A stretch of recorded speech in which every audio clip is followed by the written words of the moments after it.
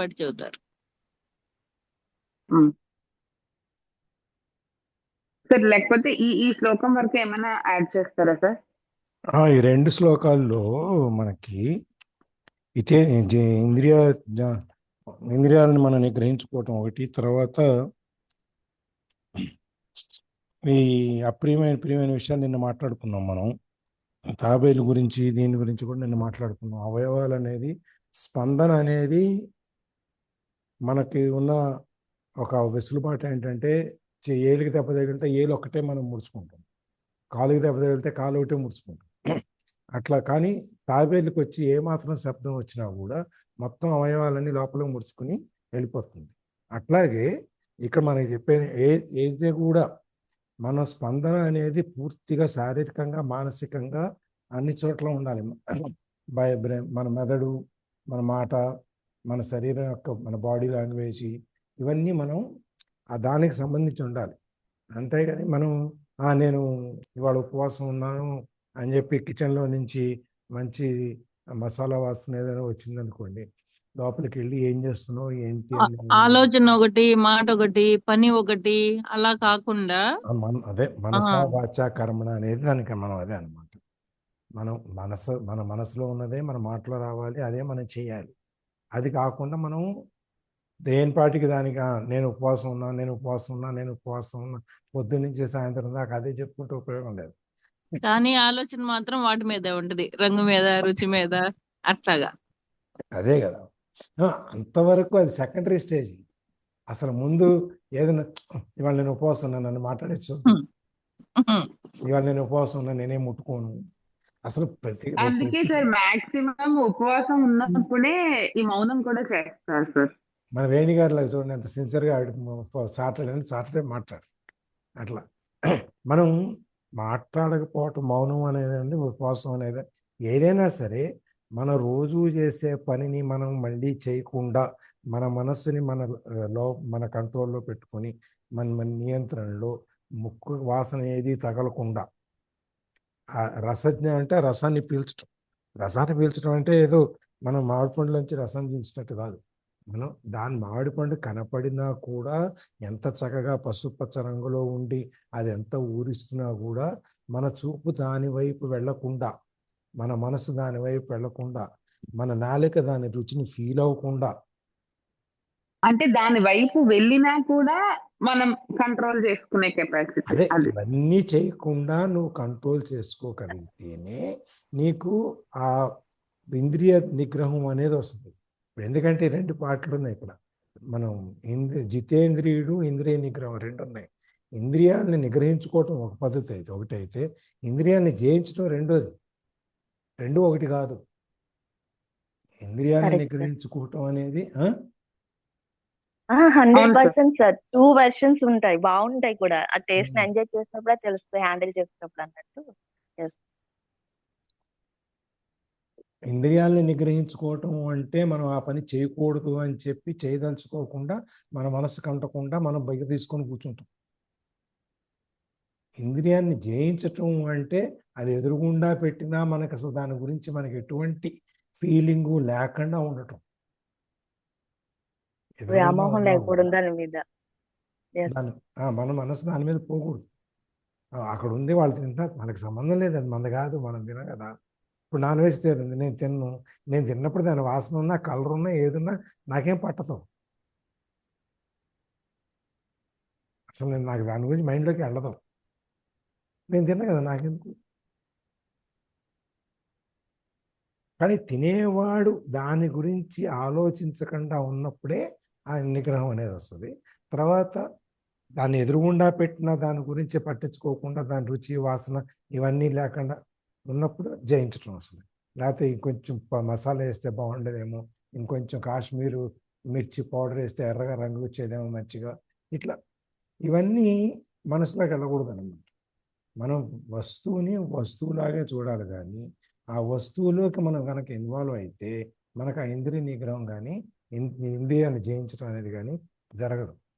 మనం ఇప్పుడు మనం మాలేసుకున్నా, ఏదేసుకున్నా ఇవన్నీ 41 రోజులు ఎందుకు చేస్తాము అంటే, మండలం రోజులు ఆ మండలం రోజులు కనుక దాని గురించి ఆలోచించకుండా ఉన్నట్లయితే నువ్వు 42వ రోజు నీకు అసలు ఆలోచనే రాదు. అందుకోసం అని చెప్పి 41 రోజులు మనకి అదే యూరోప్ యూఎస్ వాళ్ళైతే 21 రోజు ఉంటారు, 21 days అంటారు. ఇప్పుడు మామూలుగా 21 days ఏదైనా అలవాటును గనుక నువ్వు కంటిన్యూగా చేస్తే అదే నీకు కంటిన్యూ అయిపోతుంది అని చెప్పి మనకి ఇవి చెప్తాయి సార్. సో ఆ విధంగా మనకి మనకి అట్లా మండలం మనకి 21 days మనకు ఉండలేదు అసలు. మనకి అది వాళ్ళకు ఫారినర్స్కి. మనకి 41 days మండలం మనకు పూర్తిగా అంటే పూర్తిగా జయించడం అనేది జరుగుతుంది అన్నమాట. ఇప్పుడు స్మోక్ చేస్తారు కదా, ఇట్లా ఇట్లా ఇట్లా ఇట్లా ఇట్లా అంటారు. నిజానికి మనం ఈ అలవాటు ఏదైతే ఉందో, చెయ్యి నోటి దగ్గర పోవటం రావటం, ఈ మూమెంట్ ఏదైతే ఉందో, సిగరెట్ లేకపోయినా ఉండగలడు కానీ ఈ మూమెంట్ లేకపోతే ఉండలేదు. ఆ అలవాటు అయిపోయి ఆ సిగరెట్ స్మోకింగ్కి ఏదో చెయ్యిని ఇట్లా ఇట్లా ఇట్లా అనుకోలేడు కాబట్టి ఆ సిగరెట్ని చేతిలో పెట్టుకొని తాగుతూ పీడుస్తూ ఉంటాడు. అదే చెయ్యి కట్టేసాం అనుకోండి ఒక 40 రోజులు వేరే విధంగా, ఈ చెయ్యి పని చేయలేదు అనుకోండి, అప్పుడు వాడికి అలవాటు పోతుంది. అందుకని ఏదైనా కూడా అది ఇంతకుముందుగా నేను చాలాసార్లు చెప్పాను, ఒక గెరిలా ఉంటుంది అన్నమాట. గెరిలా అంటే మన కోతిలా అంటే పెద్దది. దానికి ఆహారం రోజు జూలో ఆహారం పెడతారు, అది ఈ చెత్త తింటుంది. ఒక రోజు ఏం చేశారు, ఈ చేయిని కట్టేశారు, తీయటానికి వీళ్ళాక. ఆహారం పెడితే తినటానికి కుదరదు, ఎందుకంటే దానికి ఈ చేయి అలవాటు అయిపోయింది. రోజు 2 రోజు 3 రోజుకి వచ్చేటప్పటికి అది ఇంకా బతకాలి కదా, దానికి ప్రాణభయం అవసరం ఉంటుంది దానికి. అందుకని ఏం చేస్తే రెండో చేయి పట్టడం మొదలుపెట్టి మెల్లమెల్లగా ఈ చేత్తో తీసుకోవటం ఇంకో ప్రయత్నం అనమాట. ఆ విధంగా రెండో చేయి కూడా అలవాటు అయిపోతుంది. అప్పుడు ఈ చేయి అలవాటు పోతుంది, కుడి చేయి అలవాటు పోతుంది, ఎడం చేత్తోనే అలవాటు వస్తుంది. ఆ విధంగా మనం ఏదైనా సరే ఒక అలవాటు మానుకోవాలి అంటే దానికి ప్రాథమికంగా ఎక్కడి నుంచి వస్తుంది అనేది కనుక మనం తీసేస్తే అప్పుడు మనకి అలవాట్లన్నీ పోతాయి. అందుకని మనకి మండలం 41 days మనకి చెప్పేది. 41 days కనుక మనం దాని గురించి ఆలోచించకుండా ఉండగలిగితే మొదటి రోజు, రెండో రోజు, మూడో రోజు, నాలుగో రోజు, ఐదో రోజుకి వచ్చేటప్పుడు కొంచెం కొంచెం కొంచెం కొంచెం పెరుగుతూ ఉంటుంది, ఆలోచన తగ్గుతూ ఉంటుంది, వీటి నుంచి డిటాచ్మెంట్ పెరుగుతూ ఉంటుంది అనమాట. అది పెరిగితే కనుక 41వ రోజు దీనికోసమా అనేసి వెళ్ళిపోతుంది పక్కన. That's how I stop non vegetarian actually. Green park వెళ్ళాను, నైట్ 11, 10:30 ఏమైంది, వెయిట్ చేసి అడిగి వెళ్తే ఆ గిన్నెలు అడుగుడు పొడుగుడు పడి ఉన్నాయి. దీనికోసం 3 గంటలు కూర్చొని దీన్ని తినడానికి ఆయన చెప్పి అక్కడ లీవ్ ఇట్, నేను వదిలేసి అట్లా ఒక్కొక్కసారి విరక్తి వస్తుంది అనమాట. విరక్తి వచ్చినప్పుడు అందుకని మన ఆచార్య రజనీష్ కనుక మనం చూస్తే, రజనీష్ ఆశ్రమంలో వాళ్ళు ఏదైనా సరే దాని డెప్త్ వరకు వెళ్ళిపోతారు. తాగటం కానీ ఏదైనా కానీ మొత్తం అంతా దాంట్లోకి వెళ్ళిపోయి అది విరక్తి పుట్టి అనిపించుకుని అప్పుడు ఈ భక్తిభావం వైపు అడుగుతారు. ఇది కానీ అన్ని ఆ ఎక్స్ట్రీమ్ కి వెళ్ళేది కరెక్ట్ కాదు. అంటే మన లైఫ్ స్పాన్ కూడా తక్కువ ఉంది కాబట్టి కొన్ని నేర్చుకోవాలి. ఒక్కొక్క గురువు పద్ధతి ఒక్కొక్క రకంగా ఉంటుంది. ఇప్పుడు ఫారినర్స్ గోల్డ్ స్పూన్తో పుట్టాడంటారు సరే, బంగారం స్పూన్ నోట్లో పెట్టుకుని పుట్టాడు రా వాడు. వాళ్ళందరూ అక్కడ వాళ్ళకి ఏంటంటే ఎంత ఆస్తులు పాస్తులు కోట్లు ఉంటాయి, వాళ్ళకి కాలు కింద పెట్టడం తెలియదు. నడవాలంటే వాళ్ళు ఎల్బోర్డ్ పెట్టుకొని నడవాల్సిన పరిస్థితిలో ఉంటారు. మనం కారు నడపాలంటే ఎల్బోర్డ్ పెట్టుకుంటాం, బాబు నేను నేర్చుకుంటున్నాను అని. వాళ్ళు నడకే నేర్చుకునే పరిస్థితిలో ఉంటారు.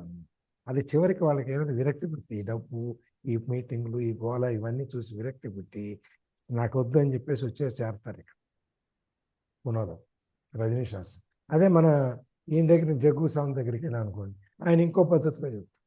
సో ప్రతి గురువు ఒక్కొక్క మార్గం వాళ్ళు ఎన్నుకుంటారు, ఆ మార్గంలో మనం తీసుకెళ్తారు. కాకపోతే ఎక్కడికి వెళ్ళినా ఏది వెళ్ళినా కానీ అల్టిమేట్గా ఇది చేయాల్సింది నువ్వే, నేనే. నీ కోసం ఎవరూ చేయరు. నా కోసం ఉపవాసం పక్కాలు చేస్తే నాకేమిటి వస్తుంది?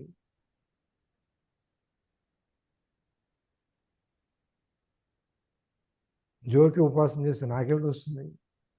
నేను ఉపవాసం చేస్తే నా డైజెస్టివ్ సిస్టము, నా ఇంటర్నల్, నా మొత్తం అన్ని పేగులు అన్నీ శుద్ధి అవుతాయి. అది ఏది చేయాలన్నా చివరికి ఎన్ని విన్నా ఎన్ని చేసినా అది వచ్చి చివరికి వచ్చి నీ దగ్గర అయిపోతుంది. నువ్వు దాన్ని సాధించగలిగితే నీకు ఆత్మసాక్షాత్కారానికి నువ్వు పక్కనే ఉంటావు.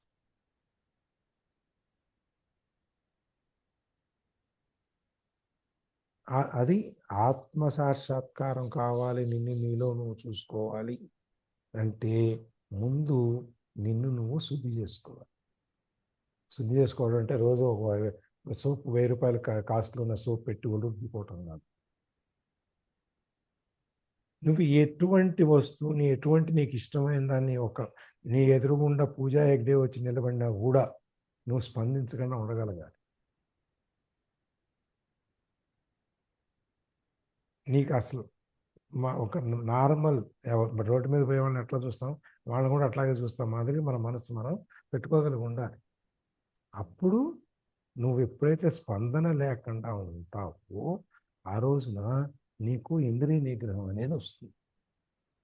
అది లేకపోతే నువ్వు స్పందన అనేది అది దాన్ని మనం కంట్రోల్ చేసుకోలేకపోతే మనం ఏదీ రాదు.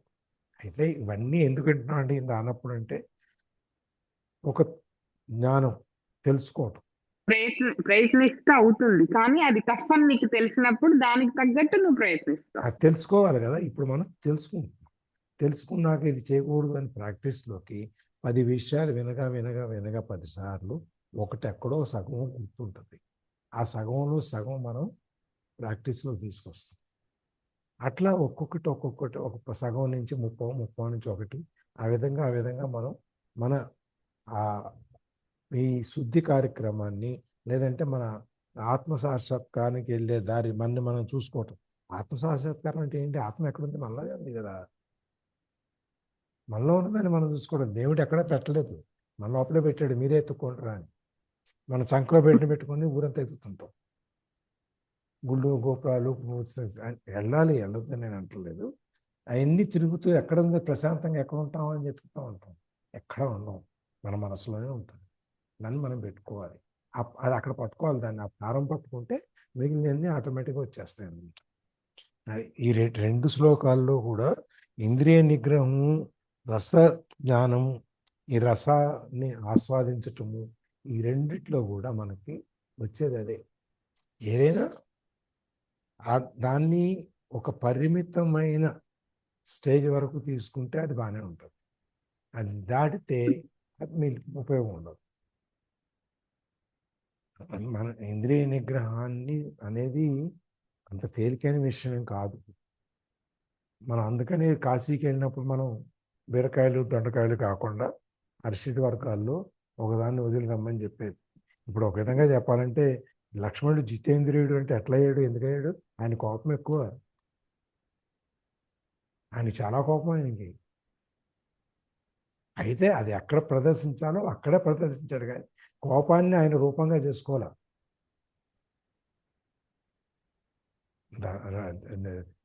ధర్మానికి పోత పోస్తే రాముళ్లాగా తయారవుద్ది అనేటువంటి అన్నప్పుడు కృష్ణుడు జితేంద్రియుడు అంటే లక్ష్మణ స్వామి అన్నప్పుడు. కానీ ఆయన ఇప్పుడు శూర్పణఖ వచ్చింది, ముఖజోడు వచ్చాడు, ఇంద్రజిత్ మీద యుద్ధం చేస్తాడు. ఎక్కడ ధర్మాన్ని అనుసరించి ఏది చేయాలో దాన్ని చేయటం కోసం వాళ్ళు దాన్ని వాడుకున్నారు. అందుకని వాళ్ళు మహాపురుషులు.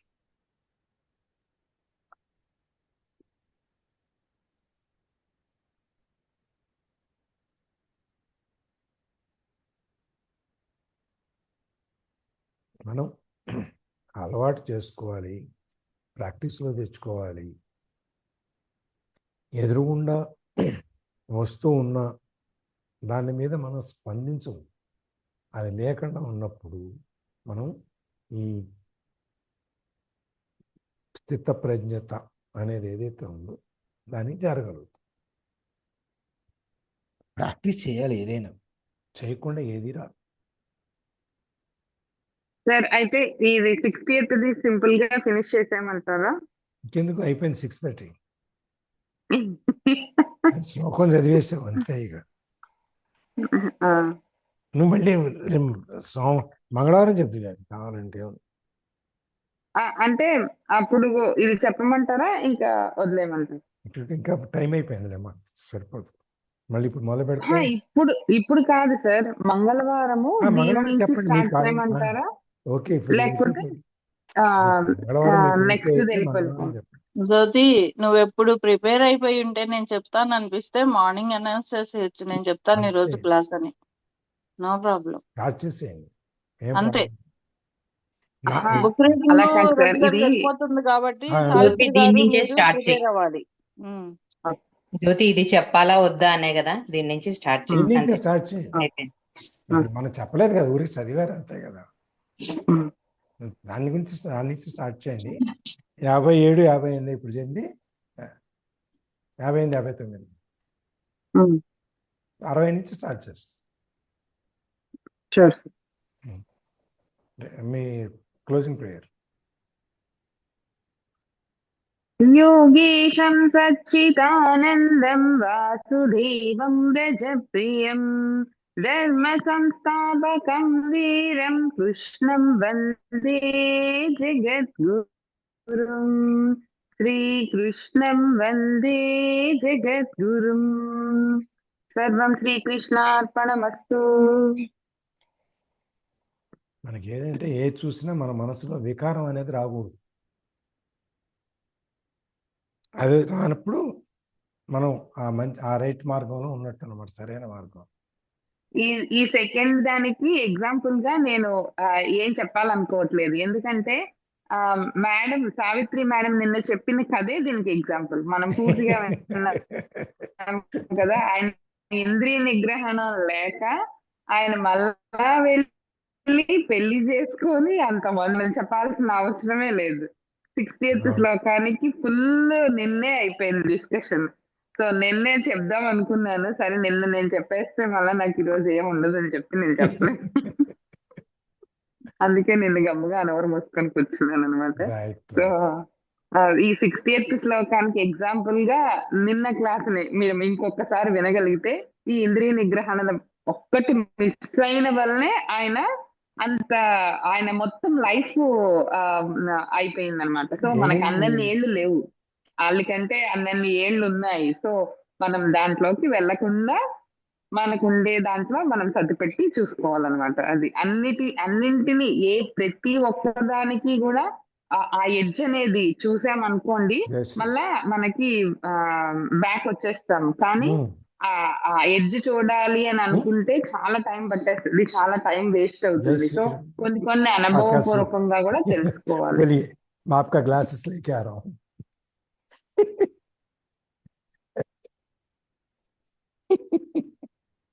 निकल के रखा हूँ बाहर.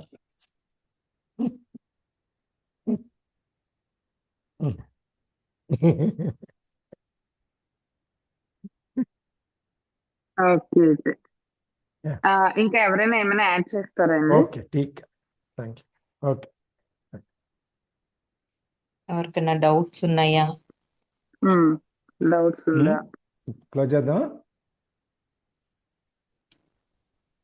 రికార్డింగ్ ఆపేస్తున్నా. క్లోజ్ చేయండి.